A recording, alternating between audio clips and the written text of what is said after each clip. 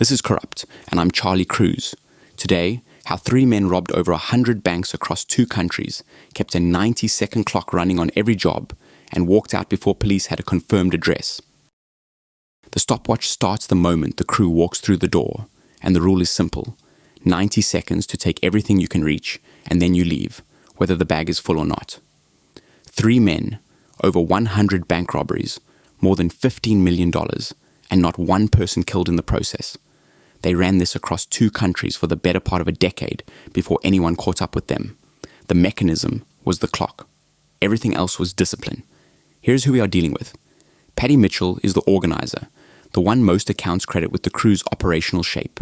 Stephen Reed drives and handles logistics, and later writes a memoir that becomes one of the primary records of how the whole thing worked. Lionel Wright is the 3rd core member, less documented in public accounts, but present throughout. The 3 of them constitute the consistent principles. There are peripheral support players across different jobs, but the crew's identity is these 3 men and a self-imposed time limit. The target is the bank branch in the era before comprehensive electronic surveillance, before the response architecture became faster, before the industry systematically redesigned telestations to slow cash access. In that window, a bank branch is a particular kind of problem. The vault is locked, time delayed, and managed by someone who knows the combination. The teller drawers are not. They are right there. High liquidity, immediately accessible, and the distance from the door to the cash is measured in steps, not locked compartments. Most bank robbery crews at the time work the floor like a siege. They come in loud. They take control of everyone in the room. They push for the vault. They coerce managers. That approach has a ceiling and a floor. The ceiling is more money if the vault opens. The floor is more time on the floor, and more time on the floor is where bank robbers get caught. Mitchell and his crew run a different calculation. You've seen this one before. Stay with me. The 90-second ceiling is not a target average. It is a hard rule, and it is enforced on the crew by the crew. When the time is up, the exit happens regardless of how much cash has not yet been collected. The bag might not be full. They leave anyway. This is the discipline that makes the whole system work, and it is genuinely the harder part to maintain than it sounds. The room is full of accessible cash. The rule says stop. The rule wins. Why 90 seconds? Because in the era the crew is operating, urban bank alarms, when triggered at the start of a robbery, have a law enforcement response window in the range of 3 to 5 minutes. Dispatch needs to confirm the location. A unit needs to route and travel. That chain has latency built in. The crew's exit window sits almost entirely inside the gap before any of that process produces a unit arriving at the branch. They are not lucky.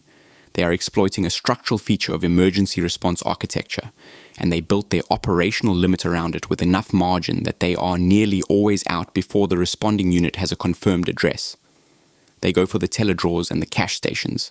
They do not attempt vault access. Vault sequencing adds time. Manager coercion adds time. Time locks add time. By ignoring the vault entirely, they accept a lower yield per job and trade it for an exit window that police cannot close. The per robbery number is lower than a vault job would produce. The number of successful robberies goes up accordingly. The math works. Disguise degrades witness identification.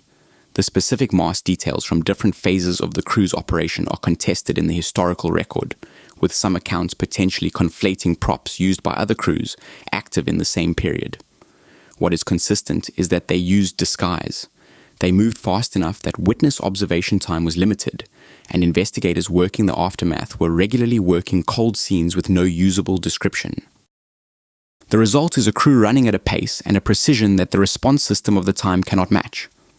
Over the active period, the take accumulates past $15 million across more than 100 jobs, spread across multiple Canadian provinces and multiple American states, including their southwestern phase.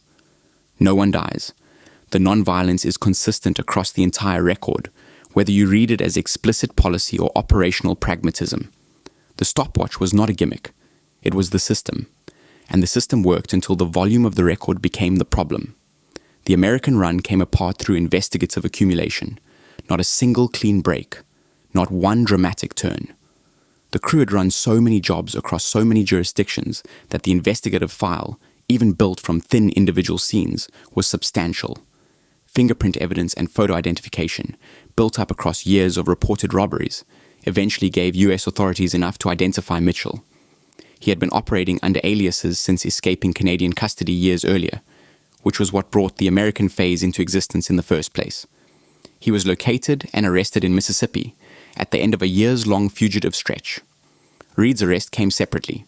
He eventually moved into public literary life in Canada, and his memoir became the primary inside account of how the crew operated.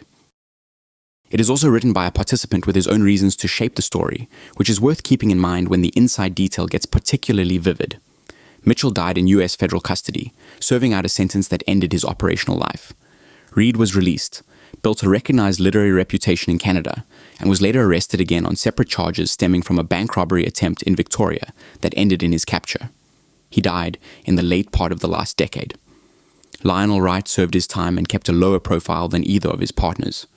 The crew stole more than $15 million, completed more than 100 bank robberies, and did it without killing anyone, over a period long enough that the investigation that finally closed it was built on accumulation rather than a single mistake. The thing about running a 90-second clock is that eventually you have to do it enough times that the pile of thin evidence becomes a thick file.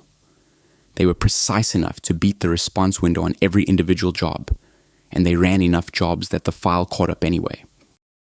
You have been listening to Corrupt with Charlie Cruz. Catch you next time. Grab news. Thomas.